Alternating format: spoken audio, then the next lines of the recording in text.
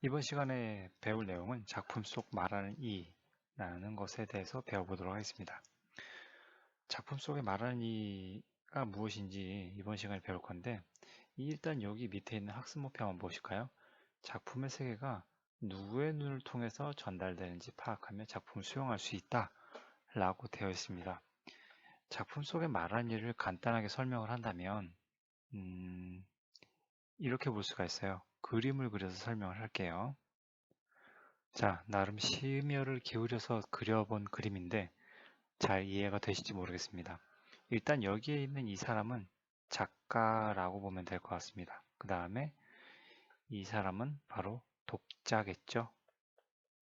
그렇다면 이 중간에 있는 책은 바로 작품이라고 보면 참 좋겠어요. 그러면 작가가 작품을 통해서 독자에게 자신의 메시지를 갖다가 전달해 주는 거잖아요. 작가는 작품을 통해서 독자에게 자신이 말하고자 하는 주제의식을 전달하는 부분이 있는데, 여기서 작가가 독자에게 작품을 통해서 메시지를 전달할 때 작가가 직접 나서서 메시지를 전달하는 방법이 있고, 그와 다르게 작가가 어떠한 다른 그 작품을 좀 더 효과적으로, 감정을 효과적으로 혹은 여러 가지 내용을 효과적으로 전달할 수 있도록 작가가 직접 나서는 게 아닌 어떠한 대리인을 내세워서 작품 속에서 독자에게 메시지를 전달하는 경우가 있습니다.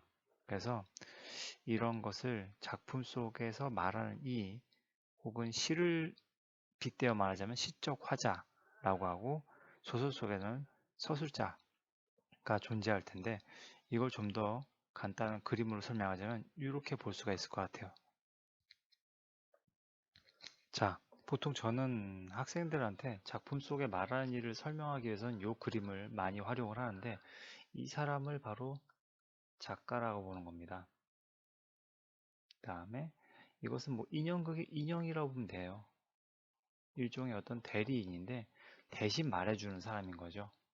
근데 작가가 이를테면 조금 이따 배울 기영도 시인의 엄마 걱정이라는 시를 보면, 여기선 엄마를 기다리는 그 아이의 그 상당히 걱정스러운 마음, 여러 가지의 어떤 유년 시절의 어려웠던 기억을 갖다가 얘기하고자 하는데, 거기에서는 오랜 모진 세월을 다 겪어낸 어떤 할아버지의 목소리로 표현하는 것보단 엄마를 걱정하고 외로움에 떨고 있는 그런 어린 아이의 목소리로 전달하는 게 낫다고 판단이 들어서, 기영도 시인은 어린아이의 목소리를 대리인으로 삼아서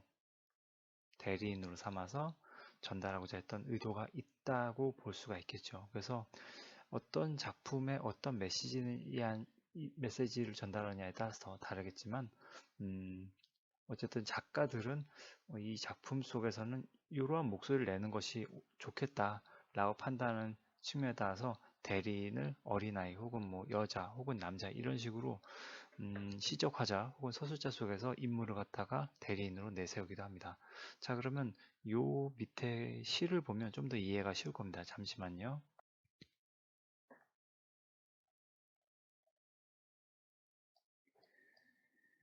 여기 박목월의 한 오큼이라는 시가 있습니다. 이거 한번 보면, 엄마가 밤을 나눠줄 테니 오빠가 와서 엄마 한 오큼씩만 가져갈까요? 엄마가 오냐 오냐 하니, 오빠는 한 오큼 5톨 가져가고 나는 한 오큼 3톨 가져가고 아가는 한 오큼 1톨 가졌어요 라고 되어 있습니다.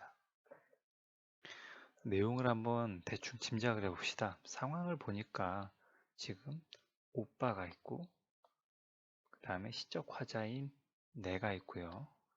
그 다음에 아가가 있어요. 3남매인 것 같죠? 그죠? 3남매. 나는 중간에 끼어있는 어떤 여자아이인 것 같은데, 오빠라고 부르는 걸로 봐서.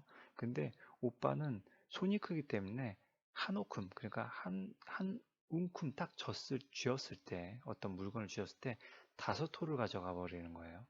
근데 나는 그보다는 손이 작기 때문에 3톨.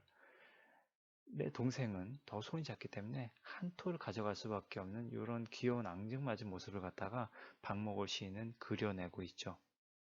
여기서 나라는 아이, 분명 박목월은 박목월이라는 시인은 이 시를 썼을 당시 손이 너무나도 작아서 한 오금 쥐었는데 세 톨밖에 가져갈 수밖에 없는 그런 어린아이는 아니겠죠, 분명. 그죠?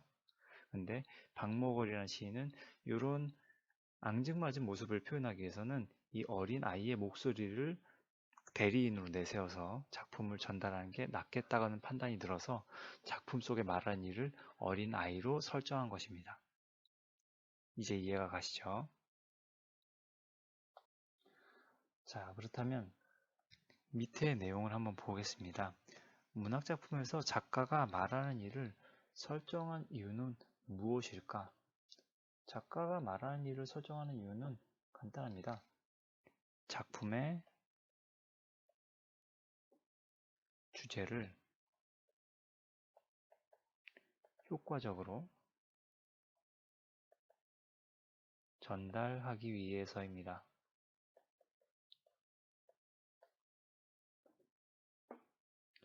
그 다음에 말하는 이가 바뀌면 문학작품의 분위기와 내용이 어떻게 달라질까요? 이거는 이렇게 쓰면 됩니다.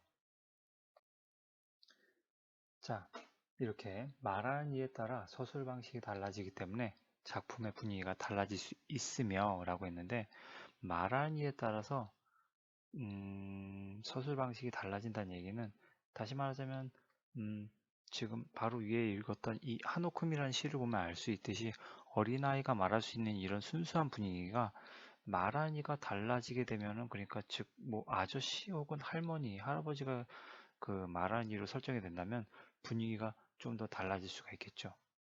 그 다음에 말하는 이가 직접 겪은 사건과 전해 들은 사건이 다르므로 작품의 내용도 달라질 수 있다. 이 말은 무슨 뜻이냐면 말하는 이가 직접 겪었던 사건이 있다면 좀 더 생생하게 표현될 수 있겠지만 근데 그 말하는 이가 직접 겪은 사건이 아닌 이 사람이 어떤 누군가에게 다른 사람에게 전달해줘서 그 전에 들은 사람이 그 전에 들은 사건에 대해서 막 얘기를 한다면 그러면 사건의 내용이 달라질 수가 있습니다. 때문에 작품의 내용도 아예 달라져 버리죠. 쉽게 말하자면 A라는 사람이 직접 겪었던 일들을 B에게 전해줬는데 B가 그걸 그대로 얘기할 수는 없거든요. 조금 수정이 될 수도 있고 뭔가 과장될 수도 있기 때문에 작품의 내용도 달라질 수 있는 부분이 있다는 얘기입니다. 자, 그렇다면 간단하게 작품 속 말한 이에 대해서 설명을 했고요. 이제 바로 기영도 시인의 엄마 걱정 시로 들어가도록 하겠습니다.